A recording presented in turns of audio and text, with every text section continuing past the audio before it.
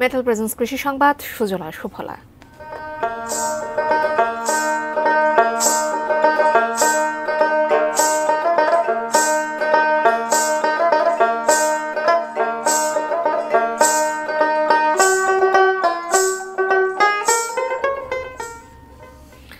খুলনায় বাস করেন বা বেড়াতে এসেছেন অথচ চুই ঝালের রান্না খাননি এমন কাউকে খুঁজে পাওয়া মুশকিল। চুই ঝাল দিয়ে গরু বা খাসির মাংস এখন সারা দেশেই জনপ্রিয়। ঔষধি গুণ সম্পন্ন মশলা জাতীয় এই উদ্ভিদটি আগে বাড়ির আনাচে কানাচে হতো, বর্তমানে ব্যাপক বাণিজ্যিক চাষ হচ্ছে। খুলনার চুই ঝালের জিআই পণ্যের স্বীকৃতি পেতে উদ্যোগ নেওয়া হচ্ছে। খুলনা প্রতিনিধির তথ্য ও ছবিতে ডেস্ক রিপোর্ট।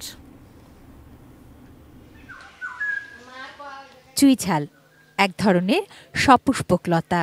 বাংলাদেশের দক্ষিণ পশ্চিমে, বিশেষত খুলনা অঞ্চলে মাংস রান্নার কোনো আয়োজন থাকলে বাজারের ফর্দে চুই ঝালের আসন অবধারিত।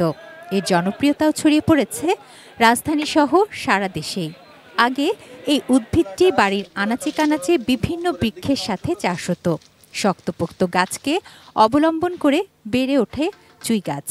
খাওয়ার জন্য লাগাতাম আর কি। এখন হচ্ছে আমাদের বাণিজ্য চলতে, সেভাবে আমাদের এলাকায় চাষ করে চারা কিনে নিয়ে চাষ করে 5-6 কেজি করে বিক্রি করি। দেশের বাইরেও কিন্তু আমরা বেশ কিছু দেশে আর কি পাঠিয়েছি। কস্টিং খরচ অনেক বেশি হওয়াতে বাইরে আমরা এখন আর পাঠাতে পারতেছি না। তীব্র ঝাল নয়, তবে ঝাল ঝাল ভাব ও অন্যরকম ঘ্রাণ, যা রান্নাকে আরও সুস্বাদু করে তোলে। গাছের কাণ্ড ও লতা টুকরো করে মাছ মাংস রান্নায় ব্যবহার করা হয়। কোরবানির ঈদ উপলক্ষে আদর কদর আরও বেড়ে যায় চুই ঝালের। খুচরা বাজারে বিক্রি হয় 800 থেকে 1000 টাকা কেজি দরে। এবং এই চুই ঝালটাতে রান্না করার কারণে বসে একটা আলাদা স্বাদ আসে, একটা ফ্লেভার আসে। ঢাকা চিটাগাংয়ের লোক এখানে অনেকেই খেতে আসে, চাহিদাও ভালো। খুলনার চুই ঝালের জিআই পণ্য পেতে উদ্যোগ নিচ্ছে কৃষি বিভাগ, তাতে বাড়বে এর রপ্তানি সম্ভাবনা। জিআই পণ্য হিসেবে অন্তর্ভুক্তির জন্য আমরা চেষ্টা করছি, যেটা খুলনা অঞ্চলে হয়, আমাদের এখান থেকে উৎপত্তি। গত 6 বছরে চুই ঝালের উৎপাদন বেড়েছে 3 গুণের বেশি। চুই ঝাল উৎপাদনে শীর্ষে রয়েছে খুলনা জেলা। গত অর্থ বছরে এই জেলায় 218 টন উৎপাদন হয়েছে।